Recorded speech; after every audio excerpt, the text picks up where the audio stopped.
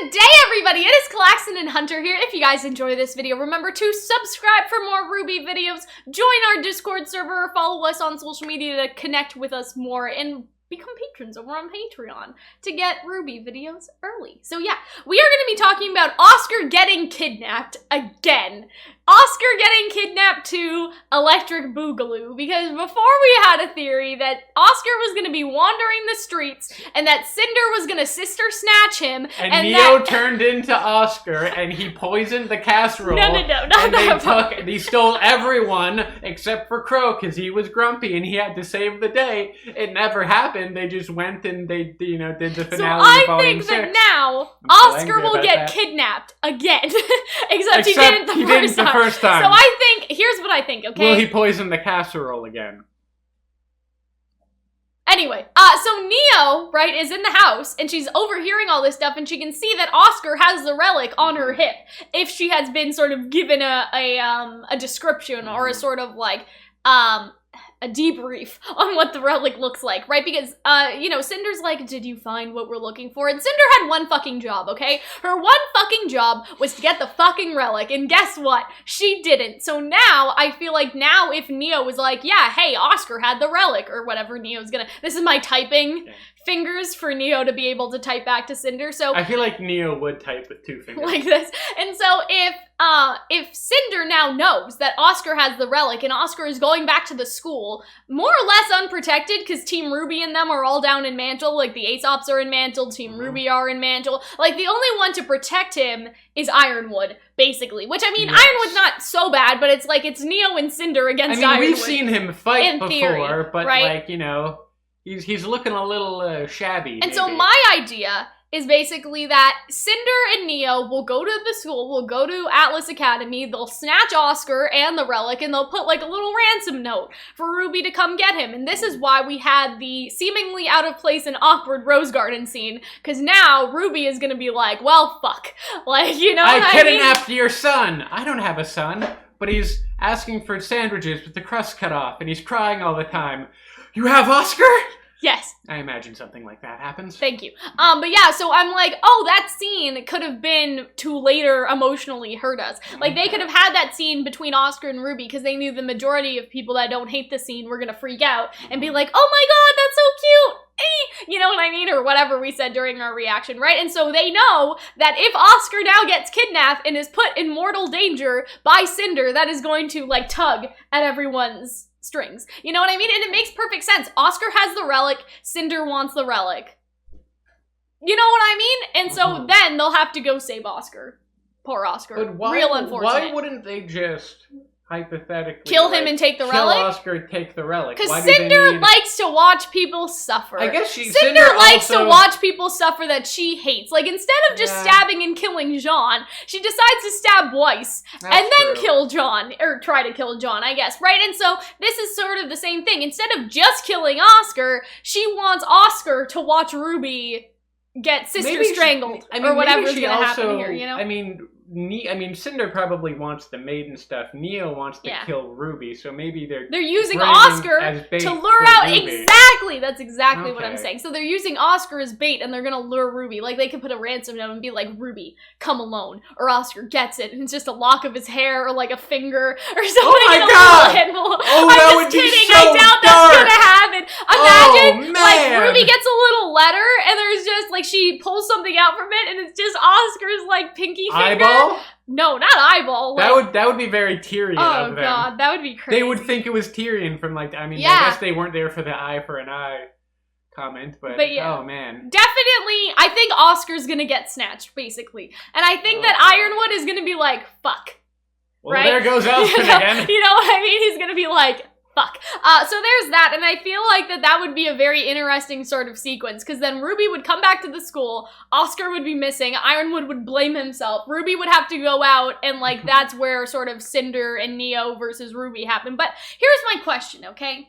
Atlas is supposed to last for 2 volumes, and Cinder and Neo just got here. Like, I feel like they are gonna deal with Watts and Tyrion first, before they decide to deal with Cinder and Neo. So do you think the RWBY stuff that like Neo and Cinder both want to kill Ruby. Do you think that is going to happen this volume? Because I think we only have episode 10, 11, 12, and 13. That is 4 episodes, and if they're all like around 18 minutes, right?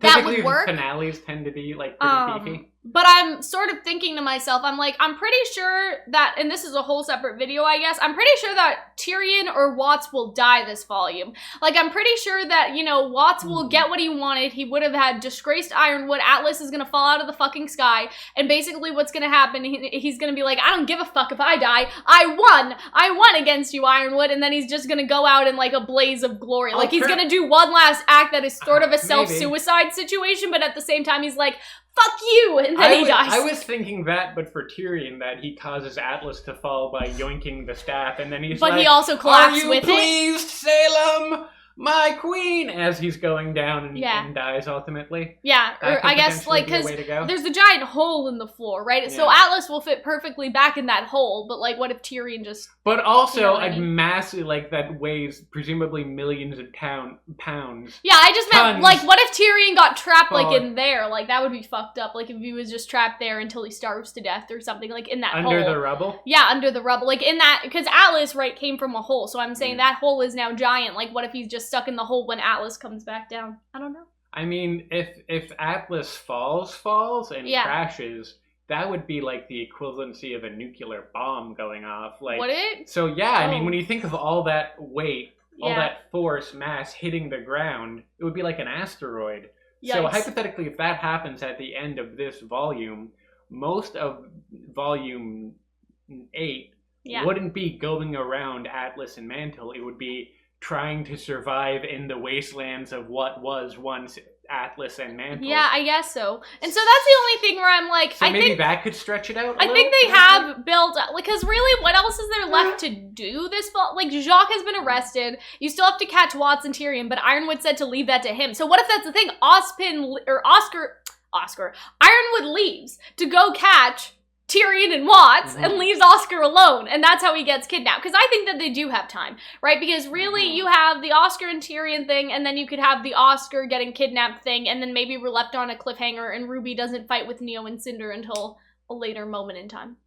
Or maybe Oscar uses the last fucking question because he's just like, I gotta freeze time. You know, he tries to do the same strategy RWBY did, where he's like, yeah, Jin, sorry, I called you because I have to think. Maybe Cinder uses it. Ooh, so that would be fun. Cinder uses it, asks where the Winter Maiden is. Really? She would waste her fucking question on that? Well, because she wants more maiden powers. I know, but that's such a bad question. I mean, I don't expect Cinder to use that intelligently. But then it's like, why would they bring up she could ask where all the maidens are. Like, you know what I mean? Instead of just asking. Where all she the could ask, are. who are all of the maidens and where are they? I don't know if that's too Where questions. are all the maidens would probably be the better question. Yeah.